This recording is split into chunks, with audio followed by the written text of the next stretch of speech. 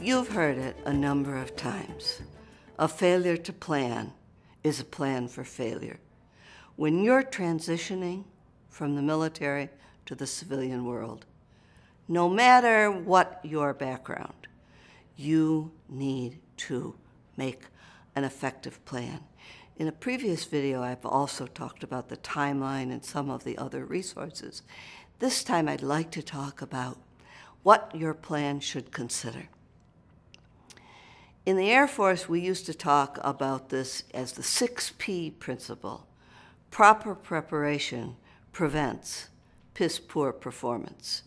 And obviously, if you're making this transition, you want to make it successfully. Lots of folks have.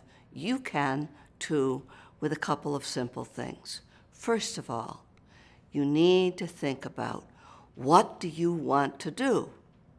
Sometimes that's very obvious. You may want to do exactly what you're doing in the military, or you may want to do something really related.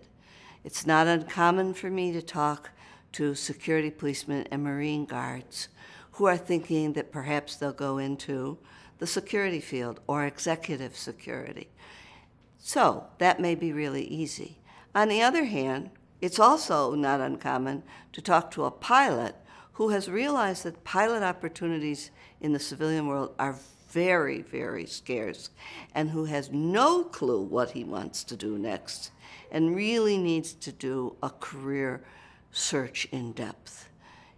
Whichever of those, or anywhere else on that spectrum that applies to you, the first thing you need to do before your resume, before anything else, is figure out, what do you want to do?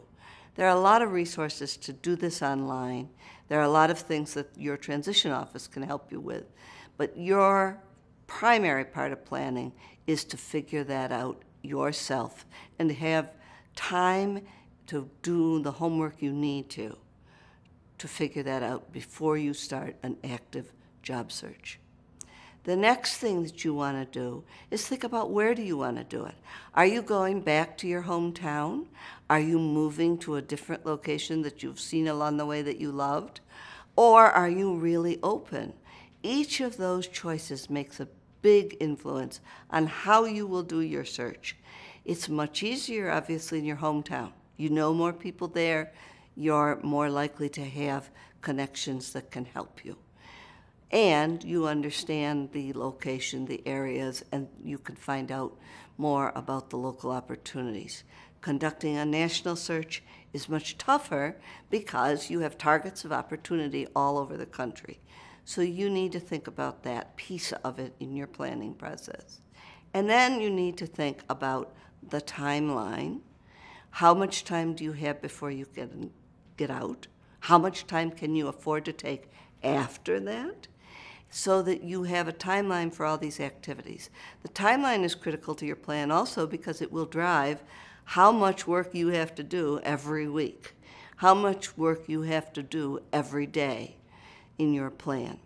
And you need to think about your finances. How long can you afford to keep going without that paycheck? Each of those things are critical to putting together your plan. But one of the things that is so important and that we so rarely do well is to write down our plan. We know, there's terrific research that shows this, that those people who have a specific goal and a written plan to achieve it are far, far more likely to achieve that plan.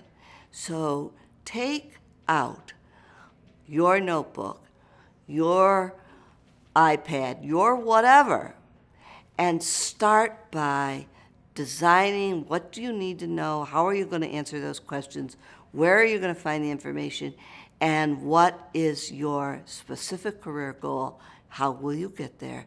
Put it all in writing.